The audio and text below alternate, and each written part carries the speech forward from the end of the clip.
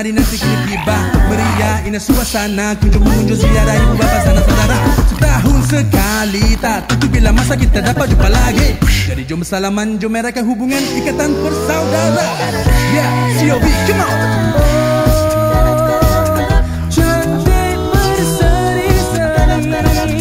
Tua dan muda berpakaian serba baru.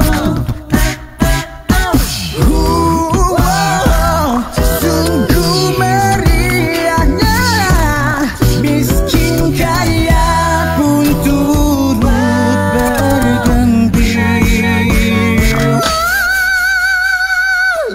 Selamat Hari Raya Idul Fitri mulia, semoga berbahagia, hidup aman sentosa.